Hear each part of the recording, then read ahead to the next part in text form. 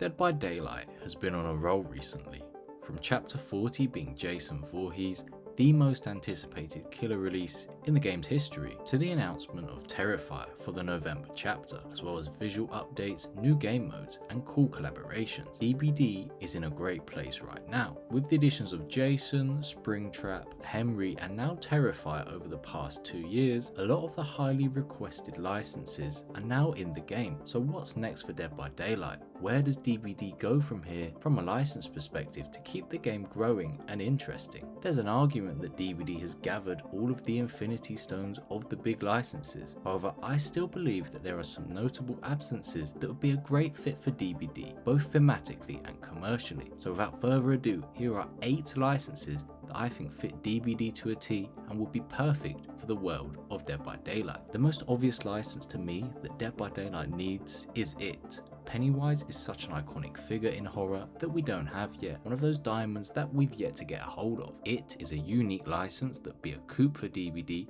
due to its popularity amongst old horror fans, but especially as it's culturally relevant still in modern day horror, mainly due to the It movies and the most recent series of It, Welcome to Derry, which I'd highly recommend. Pennywise has long been requested by the community and is also confirmed to be one of the developers' dream licenses to acquire, so the demand is there. I think an It chapter would be an incredible thing if it could happen. Pennywise could have some really interesting shapeshifter power design, amazing voice lines from Bill Skarsgård, and there could be a way to have some great survivor options, whether that's from the show Welcome to Derry or the actual movies themselves. There could be a brilliant sewer style map as well, which is something that the game doesn't really have to date and has been highly requested over the years by the player base. It could also have a massive impact in bringing in new players into DBD 2. Look at the Jason release for instance, breaking the player count again through a license that is recognisable by so many but has been inactive for so many years. Its modern popularity could have a real impact in a positive way,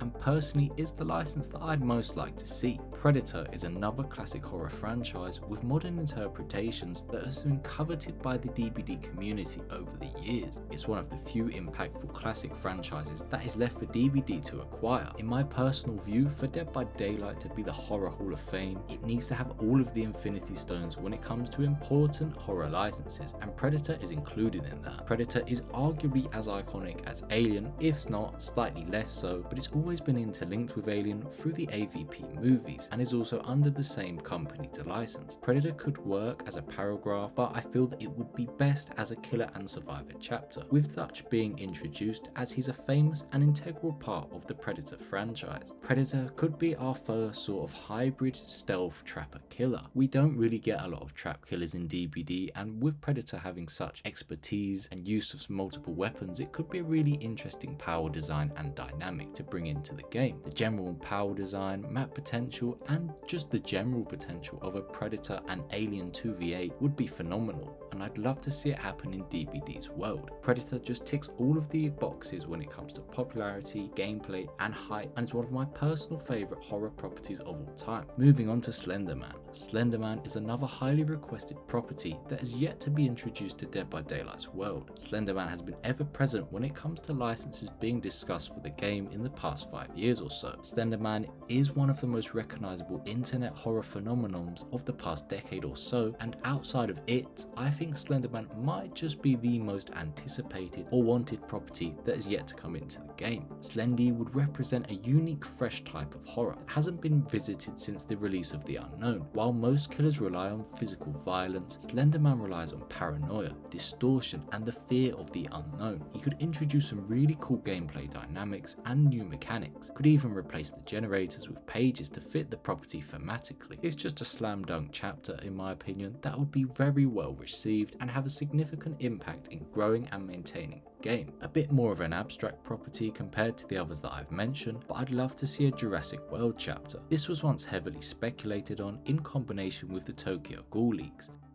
but for whatever reason hasn't happened yet. Imagine running around DBD's maps being chased by a velociraptor. I can't think of many things much more fun or quirky than that. DBD doesn't have a lot of animalistic killers, so to get Jurassic World into the game could really focus on that, and I think would create a much loved killer within the DBD community, similar to how Demo is loved to this day. It's one that I'd like to see, and it's one that I think has a good chance of happening. Another one on my list is Jaws, a classic horror franchise that almost everybody has watched or at least is aware of. Jaws is similar to Jurassic World in that we'd have something unusual and unexpected in the game, in the form of a massive shark chasing you throughout the realm. After all, the entity's realm bends reality, so having a shark swimming through the ground wouldn't be a totally unfitting choice. DBD has already adapted Chucky, Sadako and others, so adapting a killer shark could be done well and would bring some interesting gameplay that could really change the way the game is played. It may be a little bit more unpopular than some of the other licenses that are the most wanted, but I think Jaws could definitely work in a way that would bring potentially new eyes to the game and would just bring general fun to the game that we've not sort of experienced in that way before. John Carpenter's The Thing would fit perfectly into Dead by Daylight because much like the entity,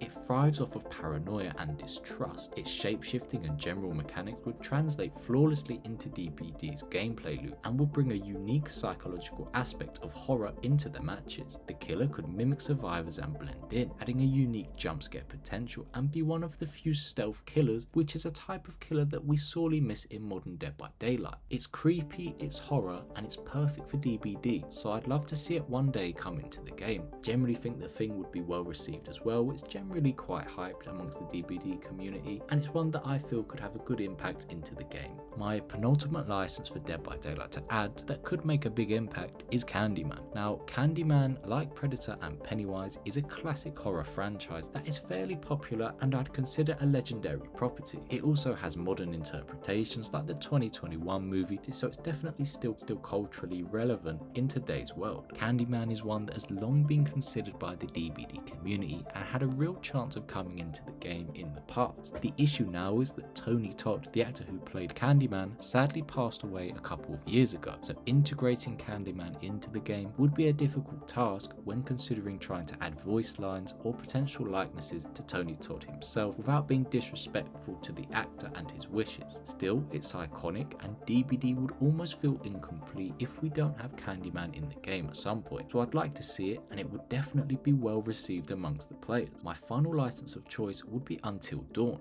Until Dawn is less hyped and known about than most of the other properties on this list, but it does have interesting survivors in Sam and Mike for instance, as well as a terrifying killer in the Wendigo. It really emulates the classic teen versus slasher dynamic seen in other famous properties like Jason or Myers. It could also introduce a really cool snowy map set in the Ormond realm, which are some of my favourite maps in the game to date. Maybe controversial, but I enjoy them. I just feel Until Dawn fits DBD's world perfectly, as the survivors try to escape and navigate these life or death scenarios, similar to how the survivors in the trials try to escape the realm. I think thematically this license is arguably one of the best fits, and it's one I could see surprising a lot of people and being regarded as one of the best chapters in the game's history if it were to join at some point in the future. So those are 8 properties that I feel could have a real impact in Dead by Daylight in the next 10 years. Let me know if you disagree or agree down in the comments. Thank you for watching, and until the next one.